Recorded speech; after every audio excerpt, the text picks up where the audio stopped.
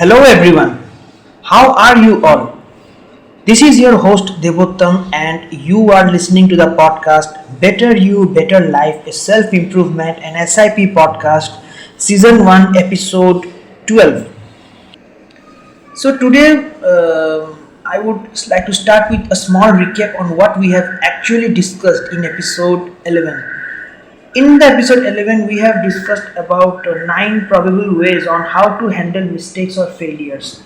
We can do it by taking responsibility, then learn from the mistake and failures. Number 3, don't dwell on it. Number 4, keep perspective. Then number 5, apologize. Then number 6, seeking feedback. Number 7 point was taking action instead of thinking and sitting idle. Then forgiving yourself, and the last point was reflect and regroup. With all these probable ways, we can probably learn or we can probably become more educated on how to handle our mistakes and failures. But today in episode 12, I would like to talk a bit about self-awareness. Now, this is not directly related with the mistake we made or any kind of concept, but it's a new concept for me. It's about self-awareness. You might have come up with tons and tons of video in the YouTube or in any platform in the form of a blog, podcast, or any kind of email about self-awareness. So normally what comes to our mind when we start about self-awareness?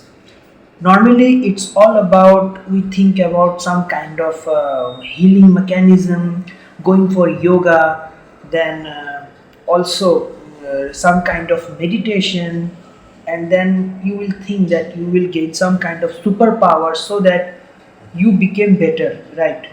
So that is the basic understanding which we get when we talk about self-awareness. But it's a much more holistic concept than it is. Until we deep dive into this concept, we will never get the crux of it. So, I will try to break it down, not so deep, but yet in a very layman way, on how we can become more self-aware about ourselves. And a very important portion that comes up in this whole phenomena is that mantra. A mantra is an Indian version, or it is a kind of affirmations which we say in the world of self-awareness or self-development, which you keep telling to yourself, and that idea is fed into your subconscious mind, so that your thoughts and action rotates around that central idea and you act accordingly, or you try to become that part of the idea as a human being. So, what is a mantra is all about? It is something which we do regularly. Let me break it down step by step. So, if you are doing some kind of mantra chanting, or say if you are got aligned or if you get interested in doing this kind of exercise, so some of the ways through which we can regularize it in our daily lifestyle, and we can experience the benefits coming from it. First of all, the first part of why mantra chanting or why affirmations are important, it is very much to do with your reconnect with the purpose. Reconnect in the sense that why you are doing all these things, you must have some purpose. Like for example, my purpose is I want to become a better human being, or let's be more specific, that I want to give back to the society what I have gained as a knowledge, or say my purpose is to become a much more financially successful after 5 years from now, or for someone it can be like I want to become more say I want to become more physically more fit by hitting gym or some exercise. So for that you create some kind of mantra or some kind of affirmation for yourself. So now with the purpose. Try to remember the reason why you are starting this chanting, this mantra in the first place. Once you have started with this purpose, this will help you in rekindling the motivation and enthusiasm to resume the practice. If you are, and affirmation is not only about speaking it loud or speaking it silently over and over time. It's also demonstrates through action. For example, you hit a gym and you have a target to lose 10 pounds in next 3 months. So now you make that effort consistent. So now there should be some kind of motivation, right? So what you do, you try to change your diet accordingly. You try to think psychologically that what are the things you should avoid and what are the things you wish to incorporate in your daily lifestyle. So that's how you re-energize yourself, you re-motivate yourself, you get that energy back into practice, and you connect it with your purpose for the bigger picture. Second way can be, you have to start slowly and steadily. See, if you want to gain consistency in something, then don't jump onto it altogether and try to get it done in the shortest possible way. Accept that whatever you start, it is not going to happen, that change is not going to happen overnight. It's going to take time. You have to settle down with some kind of proper planning. Planning in the sense that don't try to give it too much of importance in the beginning. Try to get it, try to feel your action, try to feel that mantra and start slow. If you're meditating, start slow and steadily. For example, start with 5 minutes and then give up.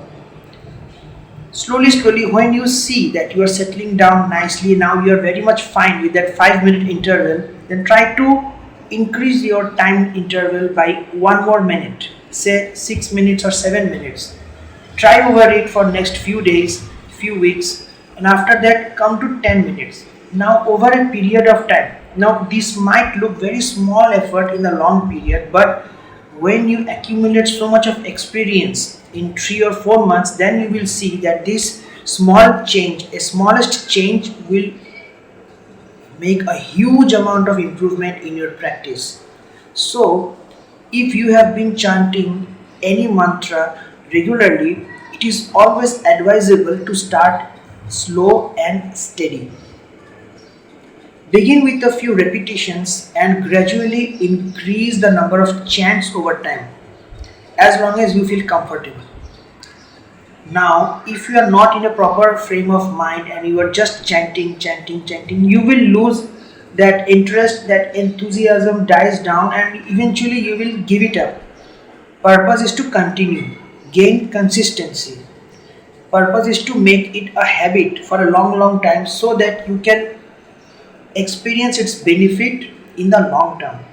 So, it will happen that you might feel bored, you might feel disinterested, but it's fine.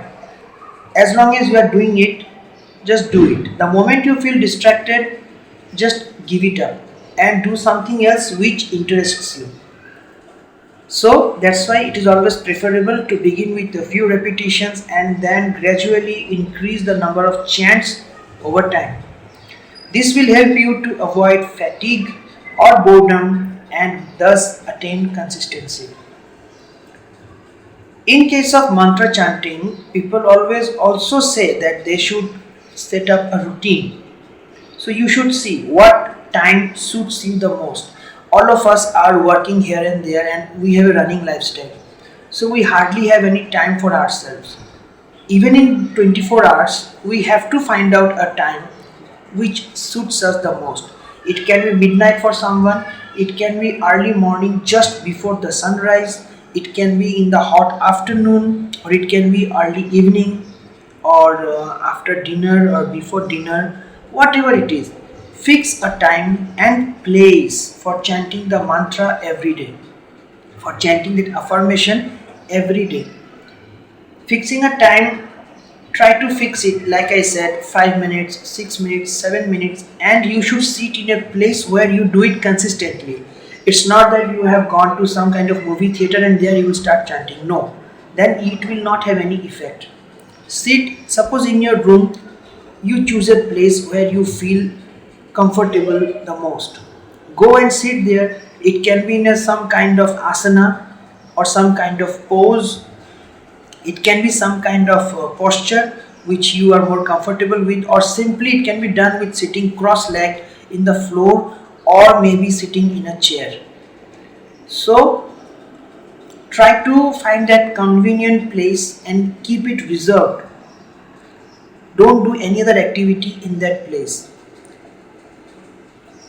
So now that time is fixed, place is finalized, this will help you to establish a routine and make it a part of your daily life. Experts also recommend that chanting a mantra during the just earlier moment before the sunrise is the best time, so that you can feel the ultimate benefit you wish to. And it is also believed to be the most auspicious time for spiritual practices. Well, that is how experts believe, but in this case, I accord my understanding is that whenever you feel comfortable, you should go ahead. Another time is that the eliminating distractions. While doing mantra chanting, it is very important that you choose a quiet and peaceful place for chanting the mantra. Eliminate any kind of distraction such as mobile phone or television which may hinder your concentration. Now, smartphone has become an inevitable part of our life. What we can do, we can't avoid it completely, but we can manage it properly. So at least for that 15 minutes, just imagine that you don't owe any mobile phone. Keep it aside and try to concentrate on yourself. It is very important. This is a very good suggestion which I got from one of my college friends, that let it be evening, afternoon, or in the evening, or even at night after dinner, you should keep some time reserved only for yourself. It's you and yourself. You should not allow any distraction. You should talk to yourself like you talk to your friend. Make your mind as your friend and try to talk to him. Try to understand yourself. See what are your wants, what are your desires, what are your ambitions. Are you doing something wrong, or there is something that you need to improve upon yourself? And trust me, these answers will not come immediately, but once you try to find out and explore yourself deep inside, you will get your answers in the right time. This is not any kind of spiritual lecture, but these things are practical ways to know yourself better than anybody else. Because you have to live your life your way, not the way others are wishing you to live. Another very good suggestion which I can give or I have received from others is that seeking guidance. If you are very much new to mantra chanting, it is always better to get some kind of guidance from someone, from an experienced person. He may be a teacher, he may be a spiritual mentor, it can be some kind of video or guided meditation or any stuff. It's always better to take guidance. This will help you to phrase your affirmation properly with correct pronunciation, intonation and meaning of it. The meaning which you know better than anybody else. So pick up on mantra, pick up on affirmation and keep it repeating within you with the help of proper guidance from an expert. And this brings me to the last point, is that of be consistent and patient. As I said, whenever you start any activity and you try to do it over a longer period of time, then you should also accept that results will not be visible immediately. It has to take time, it has to internalize within you then slowly you start watching benefits coming out of it. So consistency is the key when it comes to any kind of mantra chanting. It may take some time to get back into the rhythm of chanting regularly. So try to be patient with yourself, try to be as fair as possible and persistent. Let not any challenge debar you from doing your practice regularly and mindfully. With all these positive thoughts, I re-summarize what I have discussed in this episode. We have discussed about how we should start our mantra chanting or affirmations to make it a daily life activity for us for our own improvement. For continuing this consistently and successfully over a longer period of time, the possible ways which we have discussed is reconnect with the purpose in order to keep ourselves motivated and enthusiastic in continuing the practice. Number two is that we have discussed about to start things slowly and steadily because results will not be visible overnight until we make it a consistent affair.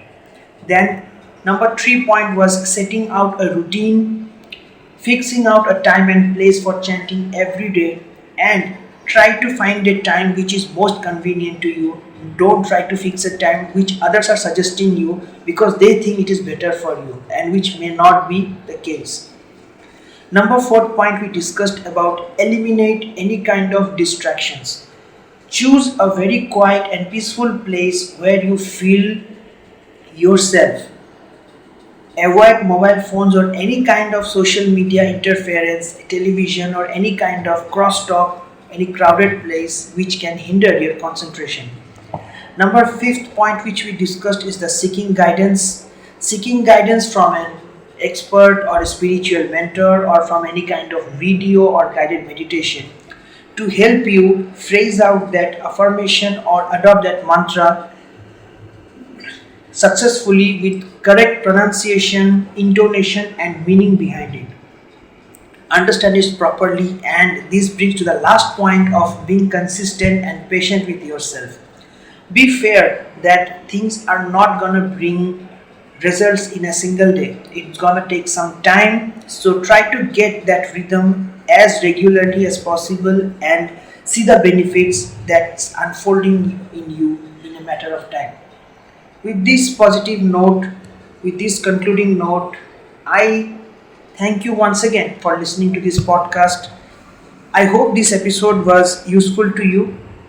Till then, I want you to enjoy and stay positive. And thank you once again for listening.